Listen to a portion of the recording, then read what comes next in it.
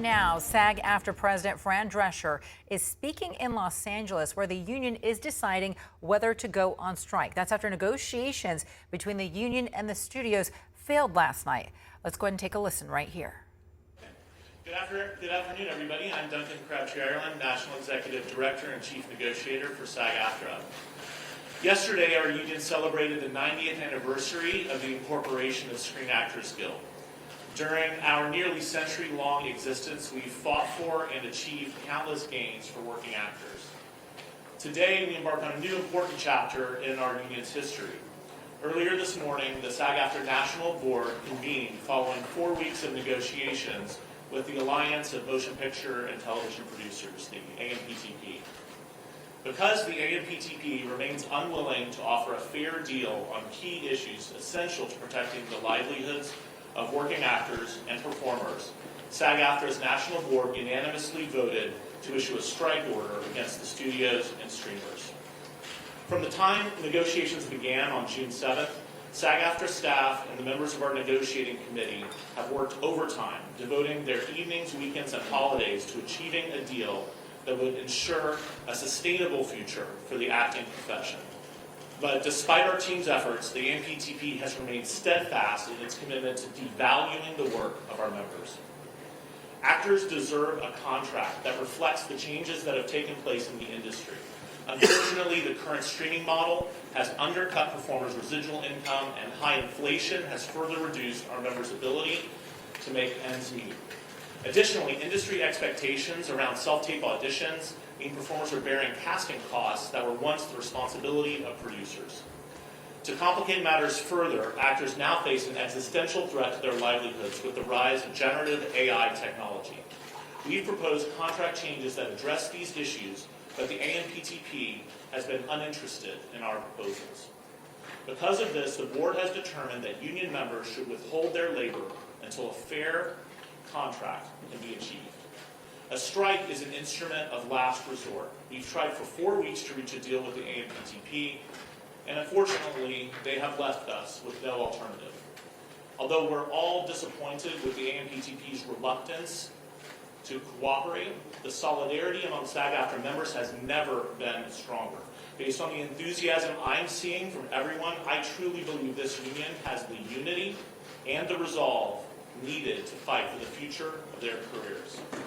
Due to the broad nature of our membership, this strike does not affect all members of all contract areas, just those working under the 2020 TV theatrical contract. Performers working in interactive entertainment, audiobooks, music, commercials, and other contract areas will not be directly impacted. The strike will begin at midnight tonight, and all of us, union members, leadership, and staff, will be out on the picket lines tomorrow morning. Members are urged to go to sagaftrastrike.org for answers to common questions as well as information on picket locations. I'd now like to turn the microphone over to SAG AFTRA President Fran Drescher. Thank you, Duncan, and thank you everybody for coming to this press conference today. It's really important that this negotiation be covered because the eyes of the world, and particularly the eyes of labor, are upon us. What happens here is important because what's happening to us is happening across all fields of labor by means of when employers make Wall Street and greed their priority and they forget about the essential contributors that make the machine run. We have a problem. And we are experiencing that right at this moment. This is a very seminal hour for us. I went in earnest, thinking that we would be able to avert a strike. The gravity of this move is not lost on me or our negotiating committee or our board members who have voted unanimously to proceed with a strike. It's a very serious thing that impacts thousands, if not millions of people all across this country and around the world. Not only members of this union, but people who work in other industries that service the people that work in this industry. And so it came with great sadness that we came to this crossroads, but we had no choice. We are the victims here. We are being victimized by a very greedy entity. I am shocked by the way the people that we have been in business with are treating us. I cannot believe it, quite frankly. How far apart we are on so many things. How they plead poverty, that they're losing money left and right when giving hundreds of millions of dollars to their CEOs. It is disgusting. Shame on them. They stand on the wrong side of history at this very moment. We stand in solidarity, in unprecedented unity. Our union and our sister unions and the unions around the world are standing by us, as well as other labor unions. Because at some point, the jig is up. You cannot keep being dwindled and marginalized and disrespected and dishonored. The entire business model has been changed by streaming, digital, AI. This is a moment of history that is a moment of truth. If we don't stand tall right now, we are all going to be in trouble. We are all going to be in jeopardy of being replaced by machines and big business, who cares more about Wall Street than you and your family. Most of Americans don't have more than $500 in an emergency. This is a very big deal, and it weighed heavy on us. But at some point, you have to say no. We're not going to take this anymore. You people are crazy. What are you doing? Why are you doing this? Privately, they all say we're the center of the wheel. Everybody else tinkers around our artistry. But actions speak louder than words. And there was nothing there. It was insulting.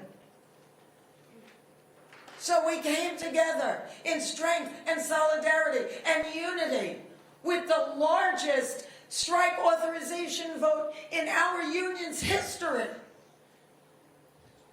And we made the hard decision that we tell you as we stand before you today.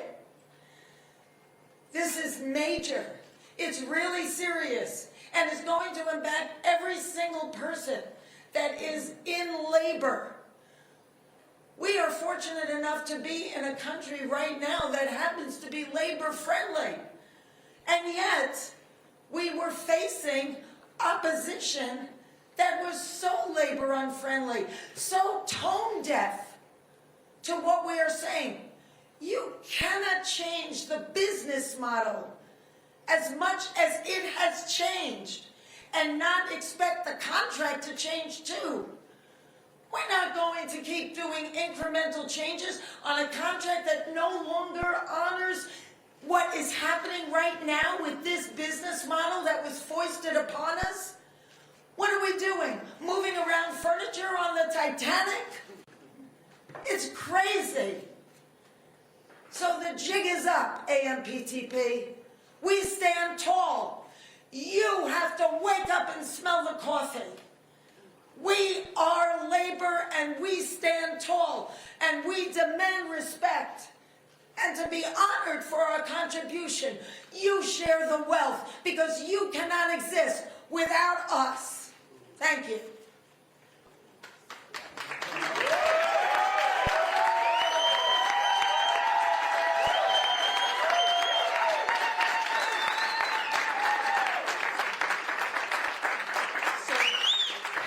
That's our president. Questions? Right here, Jeremy.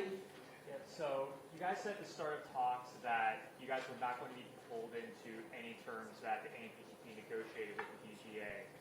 Did the DGA's contract become like part pattern bargaining when it came to streaming and AI and other key issues? So first of all, I think it's important for us to note that we respect every union's right to negotiate the contract that's right for their members. And there's nothing about our statements about not wanting to be held to pattern bargaining that in any way are intended to detract from the DGA's agreement or any other union's agreement. But SAG AFTRA members are SAG AFTRA members, and we went into that negotiating for our members.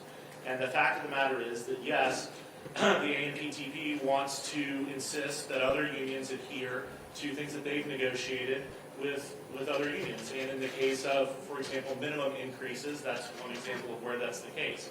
The companies insisted that we agree to limit the increases in minimum salaries for our members to a pattern deal. And our negotiating committee rejected that idea. I reject that idea.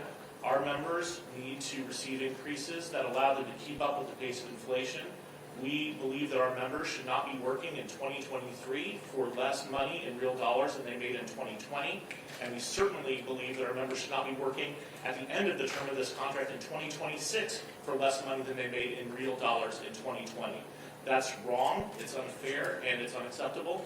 And so we didn't reach any agreement on that point. Duncan. Hang on one second, please. In Crabtree, Ireland there. He is the National Executive Director and Chief Negotiator for the Screen Actors Guild, standing alongside the Screen Actors Guild President, Fran Drescher. You probably just heard a very fiery and impassioned statement being made by Drescher, voting to join writers on strike. Drescher saying that the entire business has been changed by digital and artificial intelligence. She was calling out big business there for caring more about Wall Street than, quote, you or your family. Now, this is the first joint walkout in Hollywood since 1960. SAG AFTRA is seeking protections against artificial intelligence, as well as a new model that would increase wages.